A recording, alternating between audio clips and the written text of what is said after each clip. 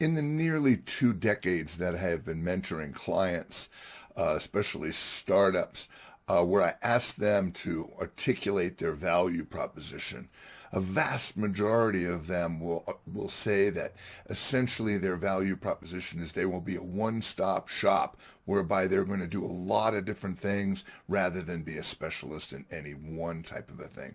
Whenever I encounter a client like that, I always remind them of Jim Collins' book, Good to Great, where he talks about the hedgehog concept.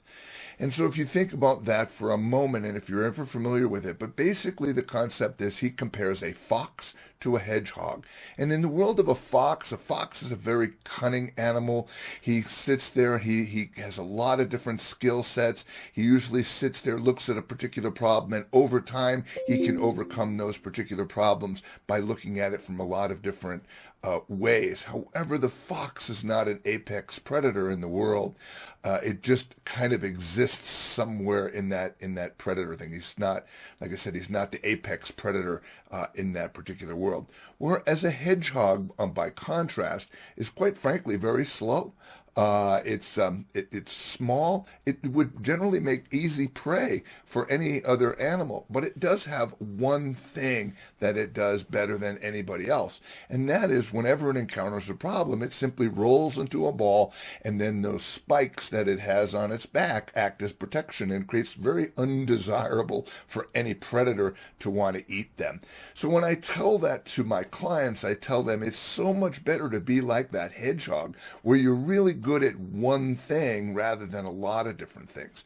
And so when you actually mostly dissect that to really figure out what would be your hedgehog concept, it's, basically boils down to 3 things that you have to be able to do. One is you have to be really the best at something. And again, a lot of my clients might go into an area of expertise that they don't really know much about, but they think it's another up and coming place to go do that, in which case I generally try to discourage them and say, listen, it's better to be good at one particular thing and be, one of the best people at that craft. The other thing is you have to have some degree of passion about it. You have to be able to understand enough about it that you're willing to overcome many of the adversity that you're likely to have. And if you've got that degree of passion, or when you're really trying to provide a solution to a customer that you really feel quite passionate about, you're willing to go through those periods of adversity and continue to have stick-to-itness. And then, of course, the third part of that concept is you have to be able to make money at it, obviously. So if you're really good at something that nobody's willing to pay for, and you're really passionate about it, it's going to be hard to run a business about it. So in conclusion, I think of that movie City Slickers, where Jack Palance talks to Billy Crystal on a horse ride, and he simply holds up his finger and he says, it's that one thing. Do you know what the secret of life is? No, what?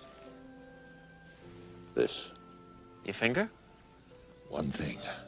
Just one thing. That's great, but what's the one thing? That's what you gotta figure out.